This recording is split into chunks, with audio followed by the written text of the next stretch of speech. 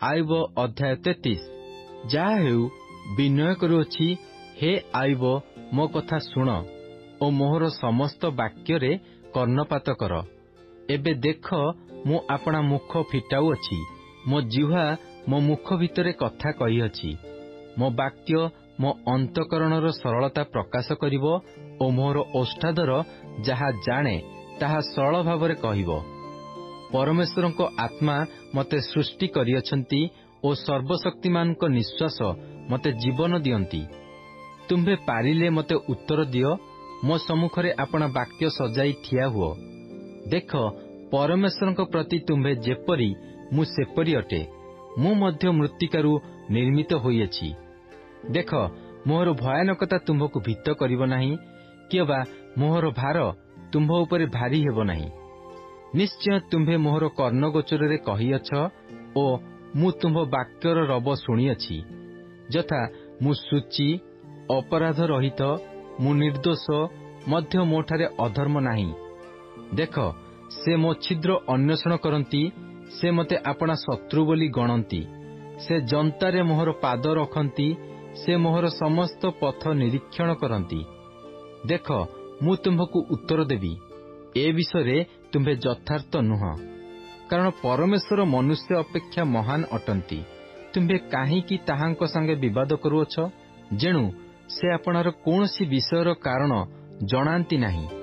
ପରମେଶ୍ୱର ଥରେ କହନ୍ତି, ଦୁଇଥର ହିଁ କହନ୍ତି, ତଥାପି ମନୁଷ୍ୟ ତହିଁରେ ମନ ଦିଏ ନାହିଁ। ସ୍ୱପ୍ନରେ, ରାତ୍ରିକାଳୀନ ଦର୍ଶନରେ, ମନୁଷ୍ୟମାନେ ଘୋର ନିଦ୍ରାରେ ମଗ୍ନ ହେବା ବେଳେ, ଶଯ୍ୟାରେ ଘୁମାଇବା ବେଳେ ସେ ମନୁଷ୍ୟମାନଙ୍କର କର୍ଣ୍ଣ ମୁକ୍ତ କରନ୍ତି ଓ ସେମାନଙ୍କ ଶିକ୍ଷା ମୋହରାଙ୍କିତ କରନ୍ତି। ତଦ୍ୱାରା ସେ ମନୁଷ୍ୟକୁ ତାହାର ସଂକଳ୍ପରୁ ନିବୃତ୍ତ କରନ୍ତି ଓ ମନୁଷ୍ୟଠାରୁ ଅହଙ୍କାର ଗୁପ୍ତ କରନ୍ତି। ସେ ତାହାର ପ୍ରାଣକୁ ଗର୍ତ୍ତରୁ ଓ ତାହାର ଜୀବନକୁ ଖଡ୍ଗାଘାତରୁ ଅଟକାଇ ରଖନ୍ତି।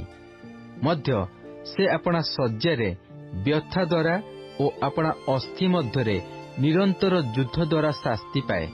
ତେଣୁ ତାହାର ଜୀବନ ଆହାରକୁ ଓ ତାହାର ପ୍ରାଣ ସୁସ୍ୱାଦୁ ଭକ୍ଷ୍ୟକୁ ଘୃଣା କରେ। ତାହାର ମାଂସ କ୍ଷୟ ପାଇ ଅଦୃଶ୍ୟ ହୁଏ ଓ ତାହାର ଅଦୃଶ୍ୟ ଥିବା ଅସ୍ଥି ସବୁ ଦେଖାଯାଏ। ଆହୁରି ତାହାର ପ୍ରାଣ ଗର୍ତ୍ତର ଓ ତାହାର ଜୀବନ ସଂହାରକର ସନ୍ନିକଟ ହୁଏ। ଯେବେ ମନୁଷ୍ୟକୁ ତାହାର କର୍ତ୍ତବ୍ୟତା ଦେଖାଇବା ପାଇଁ ତାହା ସଙ୍ଗେ ଜଣେ ଦୂତ, ସହସ୍ର ମଧ୍ୟରୁ ଜଣେ ଅର୍ଥକାରକ ଥାଏ, ତେବେ ସେ ତାହାକୁ କୃପା କରି କହିବେ, ଗର୍ତ୍ତ ଗମନରୁ ତାହାକୁ ଉଦ୍ଧାର କର। ମୁଁ ପ୍ରାୟଶ୍ଚିତ ପାଇଅଛି। ତାହାର ମାଂସ ବାଳକର ମାଂସ ଅପେକ୍ଷା ସତେଜ ହେବ। ସେ ଆପଣା ଯୌବନ ଦିନ ପୁନର୍ବାର ପାଇବ। ସେ ପରମେଶ୍ୱରଙ୍କ ନିକଟରେ ପ୍ରାର୍ଥନା କରେ ଓ ସେ ତାହା ପ୍ରତି ପ୍ରସନ୍ନ ହୁଅନ୍ତି। ତେଣୁ ସେ ଆନନ୍ଦରେ ତାହାଙ୍କ ମୁଖ ଦର୍ଶନ କରେ। ଆଉ ସେ ମନୁଷ୍ୟକୁ ତାହାର ଧାର୍ମିକତା ପୁନର୍ବାର ଦିଅନ୍ତି। ସେ ମନୁଷ୍ୟମାନଙ୍କ ସାକ୍ଷାତରେ ଗାନ କରି କହେ, ମୁଁ ପାପ କରିଅଛି ଓ ନ୍ୟାୟର ବିପରୀତ କରିଅଛି ଓ ତାହା ମୋହର ଲାଭଜନକ ହୋଇନାହିଁ। ସେ ମୋହର ପ୍ରାଣକୁ ଗର୍ତ୍ତ ଗମନରୁ ମୁକ୍ତ କରିଅଛନ୍ତି ଓ ମୋହର ଜୀବନ ଆଲୁଅ ଦେଖିବ। ଦେଖ, ମନୁଷ୍ୟ ଯେପରି ଜୀବିତ ଲୋକଙ୍କ ଦୀପ୍ତିରେ ଦୀପ୍ତିମାନ ହେବ, ଏଥିପାଇଁ ଗର୍ତ୍ତରୁ ତାହାର ପ୍ରାଣ ଫେରାଇ ଆଣିବାକୁ ପରମେଶ୍ୱର ତାହା ସହିତ ଦୁଇଥର, ମଧ୍ୟ ତିନିଥର ଏହିସବୁ ବ୍ୟବହାର କରନ୍ତି। ହେ ଆୟୁବ, ମନୋଯୋଗ କରି ମୋ କଥା ଶୁଣ। ତୁମ୍ଭେ ନୀରବ ହୁଅ, ମୁଁ କଥା କହିବି।